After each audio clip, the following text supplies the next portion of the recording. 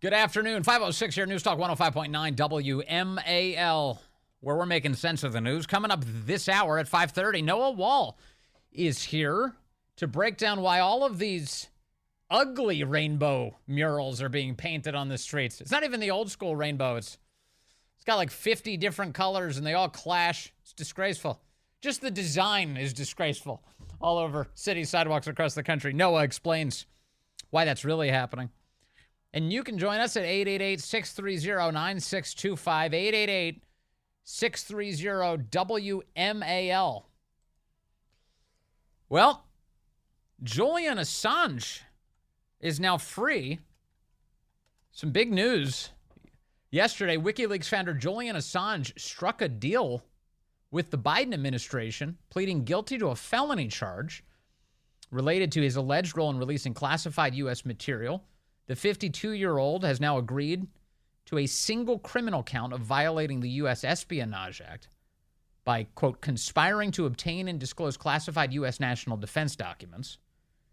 Assange was seen yesterday leaving the Belmarsh maximum security prison in the United Kingdom, where he has spent the last 5 years being held while awaiting extradition to the United States. For more on this story, what it means, and why Hillary Clinton's so angry about it, we bring in Emma Jo Morris, politics editor for Breitbart News. She joins us on the phone. Emma, great to have you with us. Hey, thank you so much for having me. Yeah, I do think, to the extent that the left has attitudes about Julian Assange, a couple years back they may have defended this guy as a journalist or a truth teller, but once he started revealing Hillary Clinton's dirty laundry, I think they really had it out for him. Well, I mean, this is one of those things where I feel like there isn't a clear left-right divide. I think this is one of those issues that really highlights the difference between just the establishment and anti-establishment on the right and the left. Because, for instance, one of Julian Assange's biggest champions and a journalist who worked with Assange actually on a lot of stories is Glenn Greenwald, who I don't think me and Glenn Greenwald really agree on much of anything as a conservative journalist myself, except the horrors of the security state and what liars and thieves they are. And me and Glenn, there was basically no daylight between us on that topic. Right. And we actually met in person once and discussed this. And I don't think I really agree with him politically on virtually anything. He definitely is a left-wing guy. But he is, again, a major Assange advocate. He worked with Assange. I think me and Glenn are probably equally thrilled that Assange has been freed. And it's the people who are upset are the Hillary Clinton stands, exactly. But what does Hillary Clinton represent? She is the queen of the establishment. Yes. And that includes, the political establishment, the business establishment, the security state especially.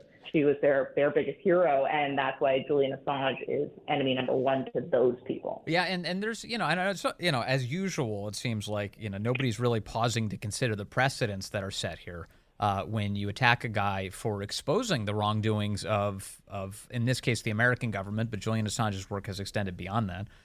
But that is a public service. When you find out the extent to which the American government is spying on or manipulating you, or the extent to which government officials are compromised or hiding information from you, that's a public service and one that we should honor and try and protect as best we can. In fact, the First Amendment kind of goes out of its way to protect that. But here in the United States, if it threatens power, boy, you're going to be put through the ringer. Well, that's exactly right. That's exactly right. And, the power centers, that transcends right and left.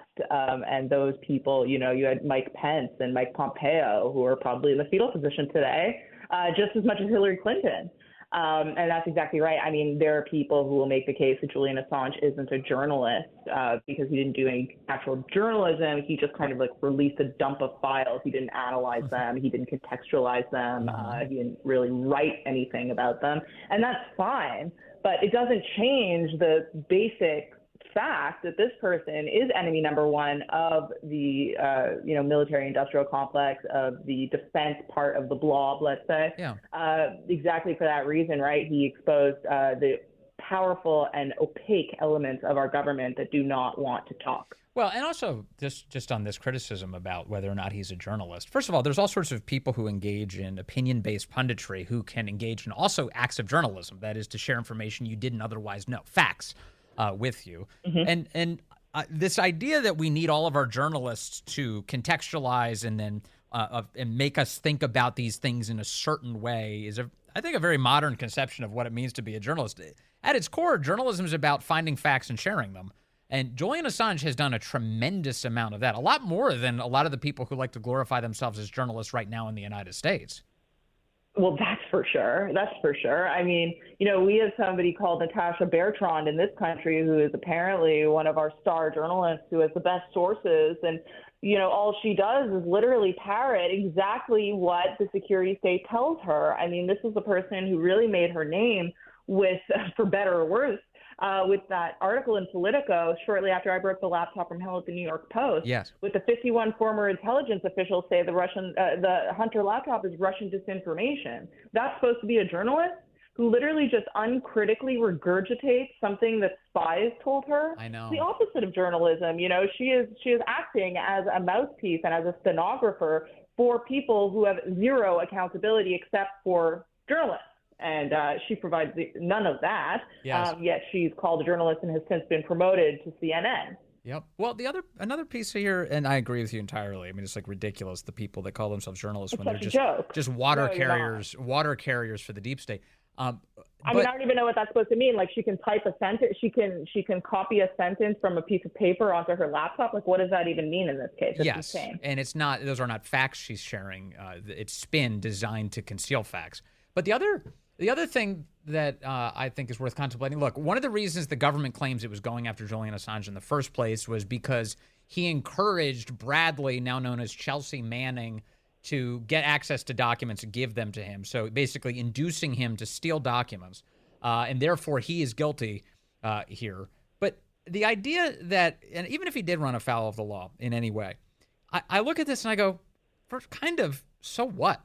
There's a part of me that is so infuriated by the behavior of my own government that what they're going after him for is like the equivalent of a parking ticket compared to their behavior. Because we keep looking at finding out more information, whether it's from Snowden or from Assange, any of these guys, about the government spying on us, abusing their authorities, abusing their powers, intercepting communications. This very week, we have reporting on the Biden administration has been spying on tens of thousands of pieces of mail every year sent by the United States Postal Service. And I'm looking at all of that going, okay, so Assange encouraged somebody who has access to this to give us more information on the ways that the government's abusing us? That's the crime?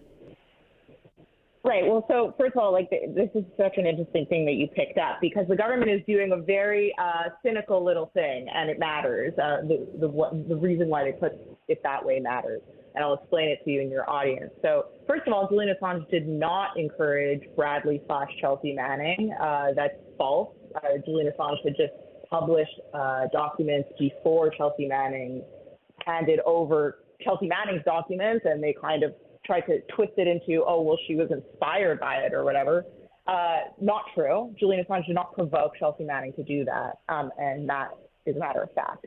But the reason why they tried to play that game with that language and paint it that way is because there's precedent for basically kind of like, I guess, what's legal journalism versus illegal journalism on this, and I'll explain a little bit. So let's say the laptop from hell, for example. If I am, which is what happened, I was approached by sources who gave me the laptop from hell hard drive, basically. Yeah. And they got it from the computer repair shop guy also. They didn't say, hey, computer repair shop guy, go steal Hunter Biden's data and give it to me. And I didn't say, hey, go steal Hunter Biden's data and give it to me. It was given to them, and then they approached me and gave it to me. That is one scenario.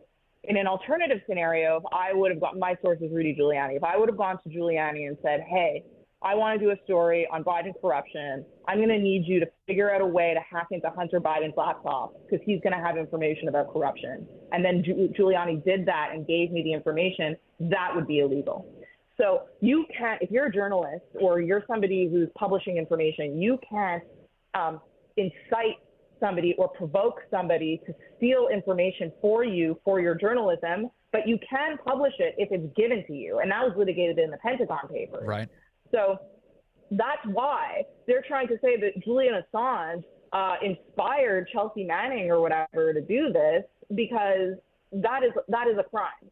But what Julian Assange did is not a crime. He did not tell Chelsea Manning to steal documents from the Defense Department. Do they consider providing a means to disseminate this to WikiLeaks to be a crime? So, for instance, if Julian Assange is like, here's an encrypted way to send me what you just told me about, they said, look, he's in on the scheme. He's a part of an effort to steal these documents. He's like, no, I'm just giving him a way that he can protect his existence as a source. So I don't know about that. I don't know if Julian Assange gave Chelsea. From what I remember, it was that Chelsea Manning took a thumb drive or a CD and downloaded information onto a device. Yes. And that was how Chelsea Manning got it out. If my memory serves me correctly, I'm pretty sure that's what happened. But even if he had, there's nothing wrong with a journalist corresponding with a source and telling them how to transfer information without being detected. Right. That doesn't, again, mean that you said, go steal this information for my story. I know. And the reason, of course, just again, the core point here is the reason they want to crush him is because of who he's exposing. Well, exactly. Is he hit the rawest nerve, which is the military complex and the security state. And, Chuck Schumer had that infamous line during the first, few months of the Trump administration. Yes. Remember where he said there's 6 ways, if you mess with the intelligence community, there's 6 ways from Sunday for them to get back at you. What? Yeah. And that's exactly right. It was so jarring, it was so shocking at the time when he said it, because it was so aggressive and brash and just a lot, for us to hear as the American people who think that these people are civil servants, or they're ostensibly supposed to be. Yeah. But that's exactly how all of this works. I mean, Glenn Greenwald lives in Brazil. Edward Snowden lives in Russia. For the people who have really run at them at full force, their life becomes extremely difficult. And listen, I'm not, Edward Snowden. I don't need to weigh in on, I'm not trying to weigh in on whether Edward Snowden is a criminal or not. All I'm saying is, people have committed pretty serious crimes in this country and not had to flee. I know. And Snowden's a perfect example of a guy who's he's a complicated figure. He released information about American surveillance of, say, Angela Merkel and foreign leaders. I was like, don't release that. That's great that we're spying on these people. I don't want that out in public. Yeah. But to the extent that you're releasing information on you spying on American citizens, that's the key. That's the whistleblowing. And get that out there, because that's unconstitutional. That is not the arrangement we have with our government. That's not what the founders set up. And that's the abuse that we're being served. And that deserves to be known. And, of course, there comes a price with revealing all of that. And all of the people you just mentioned, they've experienced it. Emma Jo Morris, thank you very much from Breitbart News for, again, a nuanced take on an important topic today. Really appreciate your time and your reporting, as always. Thank you so much. Thank you for having me. Of course. It's 5:20 now. All right, let's go to the phones. I've got Andrew in Nokesville on line 1. Andrew, you're on the Vince Coglianese Show. Hello, sir. Andrew, my friend, you there? Andrew. Okay, no Andrew. Let's go to Donna. Donna's in Frederick, line 2. Donna, good afternoon. You are on the Vince Coglianese Show. Hello, Donna. Hi, what an interesting week this is going to be between the supposed debate and Assange. What an amazing thing.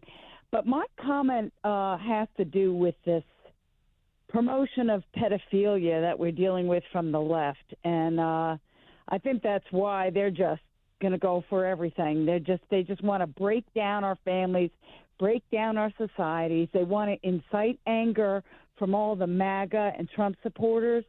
And I think we just have to sort of take it with a grain of salt, laugh a little bit of it off. We know how obnoxious they can be with their cast of characters. And we have to stay focused on the end goals. And that's just the main point, is to be loyal to America and our sovereignty. Well, the sexualization of children is one of the most out of control and awful things that that I think most of us have ever seen in America. And boy, the left really is doing a lot of it. All of this stuff about, oh, the right wants to ban books. Have you ever looked at what I mean, I know you have, Donna, but I mean, I'm the royal you broadly. Has anybody ever looked at what they're even talking about? What they're talking about is parents who object to grotesque sexualization of children that's being put into these books in schools across the country. And then when the right says anything about it, meaning normal people, when normal people say anything about it, they do these brazen book displays at libraries and all. Like, oh, we're not for banning books. We're not like Nazis or anything. Really? Your whole thing is like the kinky sexualization of children. It's the most demented ideology I've ever seen. And this is what they're advancing. They have these family-friendly drag shows and so-called pride parades, and they're like, bring the kids, and there's people twerking, not wearing any clothing. It's like, what the hell are you even doing? And it goes right to the point you're making, Donna, which is that they're sexualizing kids at the youngest of ages, and in some cases, quite unfortunately, indoctrinating them and then mutilating them in this grotesque gender ideology. It's truly awful. And if you can't speak up, if you don't have the courage to speak up about this at this moment, you're assisting the suicide of this country, because you have to. It's the most obvious thing. Ask a child about it. Ask a kid. One of the easiest ways to talk to a kid about politics is like, did you know that some people think boys could be girls and girls could be boys? What's a kid gonna tell you? That's crazy. Well, unless some other adult gets to them first and starts grooming them into believing that. It's crazy stuff. Donna recognizes it. Thank you, Donna. Mm-hmm. I appreciate your calls as always. That's Donna. All right, coming up, we're going to be joined by Noah Wall for more on this issue, actually, because why are they painting these unbelievable Marxist murals all over the streets of America? It turns out, as always, there's money behind that. There's organization behind that. And Noah's been digging in. He's got the results coming up. Good afternoon. 5:35 now. News Talk 105.9 WMAL, where we are making sense of the news.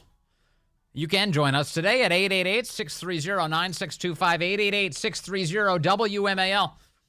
As you look across the streets of America, you see a lot of great Americans, but you also see these bizarre murals that are really just sexual propaganda being put all over the streets.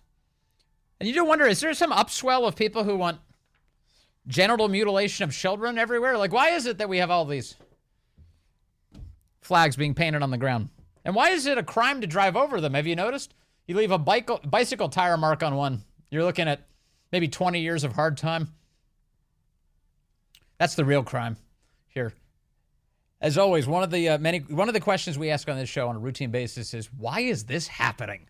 Well, for more on this topic in particular, Noah Wall joins us now. He's an executive director for the State Financial Officers Foundation Action, and he's been digging in on this particular subject. Noah, good to have you with us today.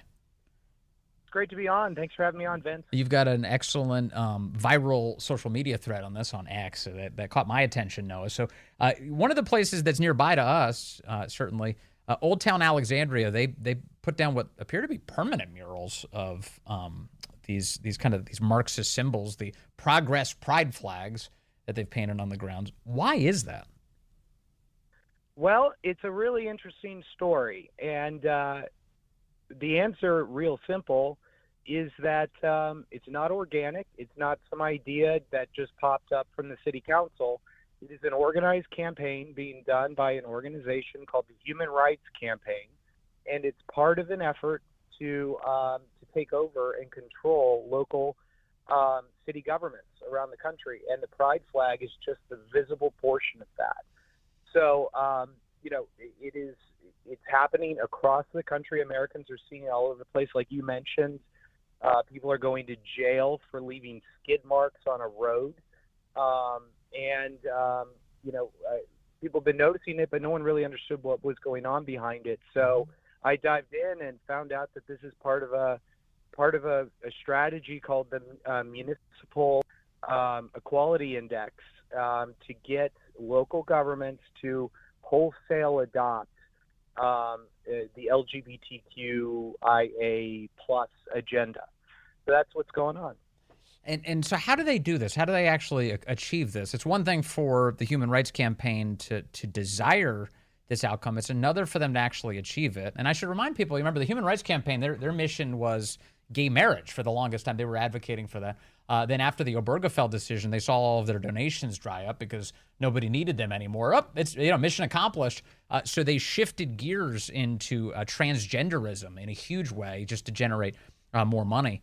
Now they're using that money to try and compel these municipalities to paint the ground in HRC propaganda. How are they achieving that?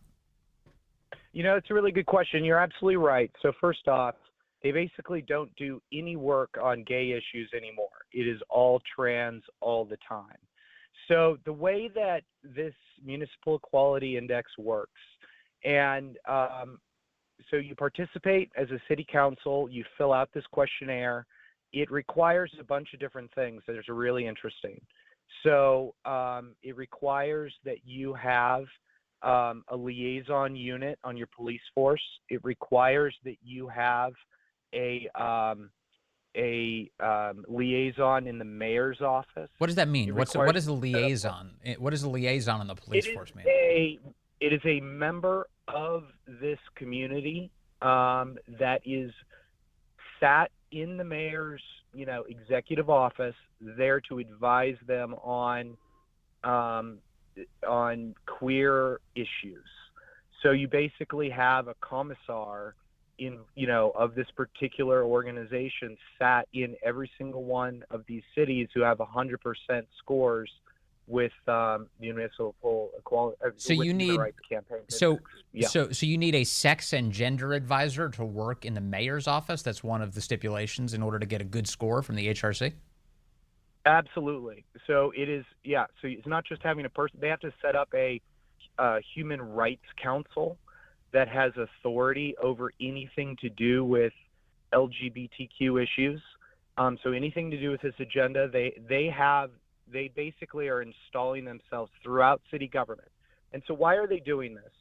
So it's not just about the city government. What they're using, and this is explicit, they are using city governments to advocate for changes in state law with respect to things like, transing kids, to be able to, so they use these cities as advocates in the state capitals to force law changes. They turn the city councils into lobbyists for their cause. And so you asked, why are they doing this? Well, it's very clear that the cities that are doing this are very proud of this. So they get a ton of national publicity. I don't know, beyond the publicity, it's unclear. I suspect, so I do know that a portion of the way that these local municipalities get to, so they take on bonds or debt to pay for their government programs. Some ESG factors will lower your city's borrowing costs.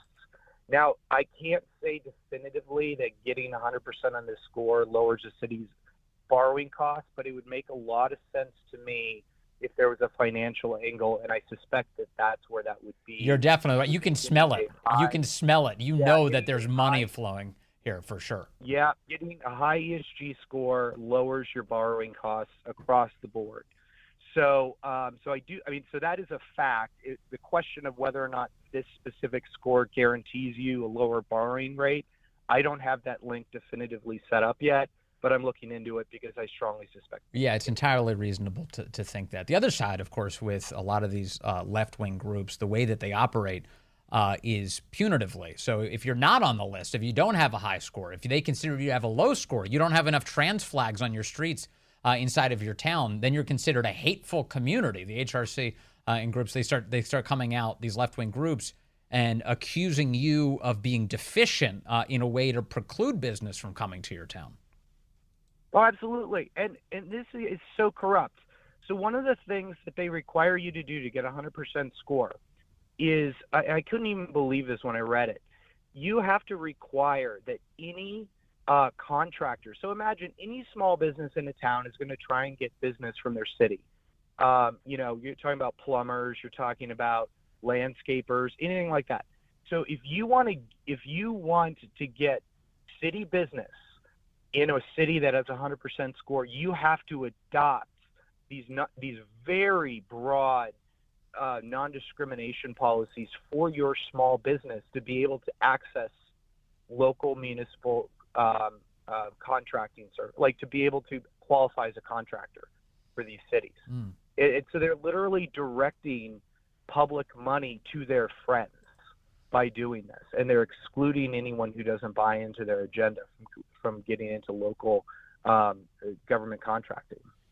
Yeah, that's wild. By the way, just to add to what you're talking about, the way the money flows, the New York Post had a piece last year in 2023 inside what they call the CEI system, pushing brands to endorse celebrities like Dylan Mulvaney. That's the guy who pretends to be a girl that Bud Light got in trouble with.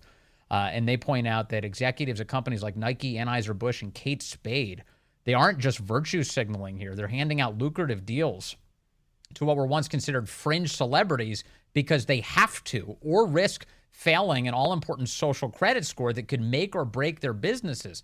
At stake is the Corporate Equality Index, CEI, which is overseen by, you guessed it, the Human Rights Campaign. In other words, so money very much dependent at the corporate level on the judgment of the Human Rights Campaign. That goes to your theory that the municipal level must be experiencing the same pressures. You're absolutely right. These are connected. It's part of their strategy. So that, with the Corporate Equality Index, what they do is they get those companies, they force them to get a 100% score. They have to go and lobby Congress and states on the Human Rights Campaign's issues. That's part of getting a 100% score. So is doing something with Dylan Mulvaney or whoever else they send to you as their acceptable messenger for their issues. So you're absolutely right. They're 100% connected. And so whenever you see anything, on this agenda, look for the Human Rights Campaign because they're at the center of all of it. Yeah, and then the Human Rights Campaign, where do they get all their money from? Well, it's unclear. I think I suspect strongly they get a lot of it from Soros. I mean, they don't have to disclose their donors, but what I will say is if you go to their website, they publish very proudly a list of all of their corporate sponsors. So you can see which corporations are sponsoring them, and they're all names that you would not be surprised about. Target, Disney. I don't want to mistake a company and malign them, but I do know that those two are, and you can go and see. And so, I think the platinum sponsors, that's like $100,000. So all of those companies, so they have a long list of corporate sponsors. I do strongly suspect that they get Soros money and other, some of that general, where all the left-wing groups get their funds. But yeah. Corporations are funding this. Yeah, you know who else gives them money? I just looked on Influence Watch. I've done that now multiple times today for our show. We've been looking at a bunch of organizations today, but in this case, the Human Rights Campaign, they receive money from the American Federation of Government Employees, which means federal tax dollars are going to government salaries, which in turn, union fees are going to the Human Rights Campaign from taxpayers. So you might think that you are free from this, but instead your paycheck is being rated to fund the Human Rights Campaign.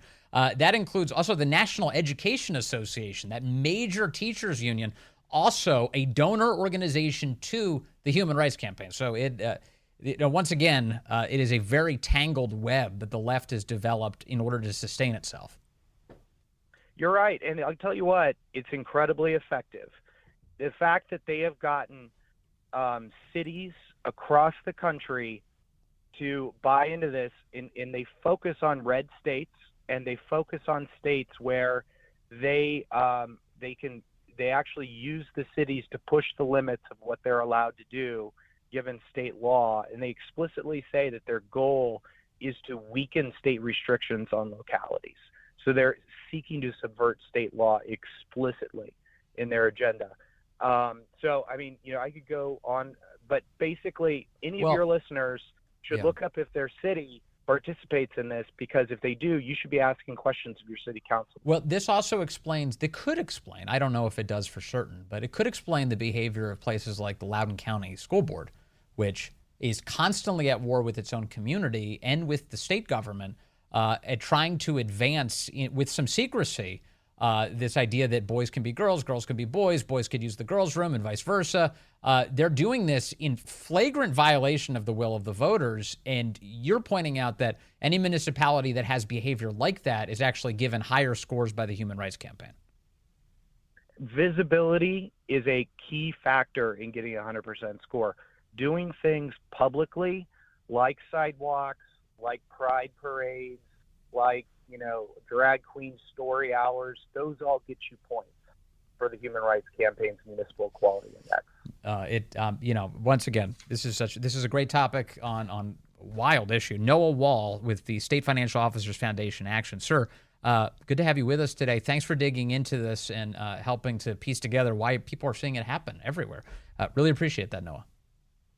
Thanks for having me on. Good to talk to you. Noah Wall there. I saw his reporting on X, and Corey was like, let's get him on the show, and bada bing, bada boom. We talked to this guy, and he had a lot of good information for us. We'll have Noah back.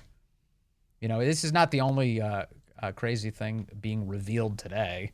Additionally, we're finding out more about the role that Rachel Levine, his real name is Richard, but he dresses up in an admiral's uniform for a woman and represents the Biden administration as a health official. And this delusional man who wears a dress in the Biden administration has been pushing a global gender-bending organization to get rid of its minimum age requirements for mutilating children. Brand new information on that subject just out. I'll share the details with you. Also, we're going to report on more of this tomorrow here on the Vince Coglianese Show. Stay with. All right, a lot of news, as always, a lot of news breaking today. Daily Caller headline today, unsealed court documents show top gender medical organization twisting science for politics and colluding with a Biden administration official. That official is Rachel Levine. That's Richard Levine in real life. Assistant Secretary for Health. Now, an imaginary admiral for the Biden administration. About as much in the military as Captain Crunch is.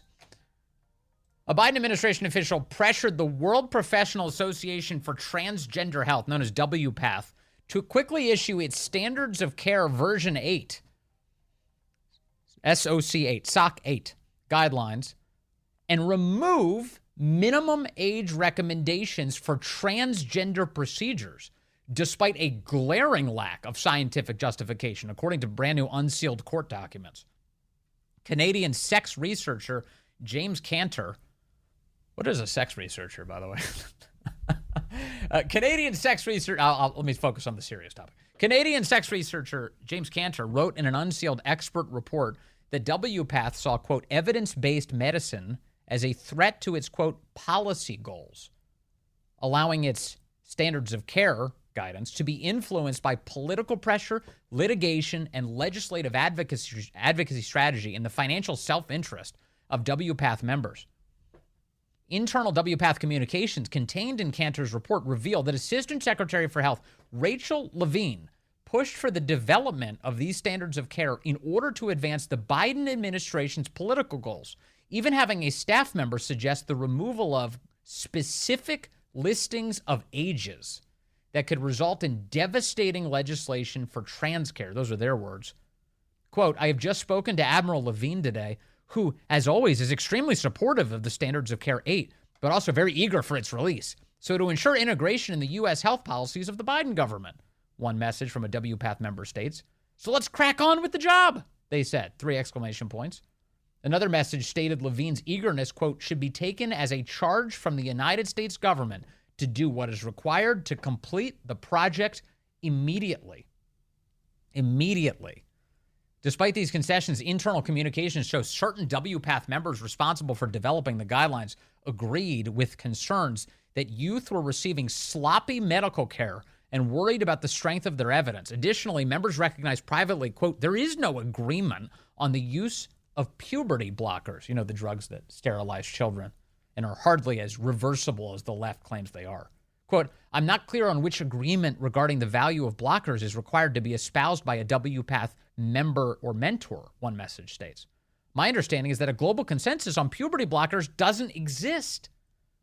Cantor further claims that WPATH did not ask committee members to identify conflicts of interest, even though some of the members worked as paid expert witnesses in legal cases relating to transgender procedures.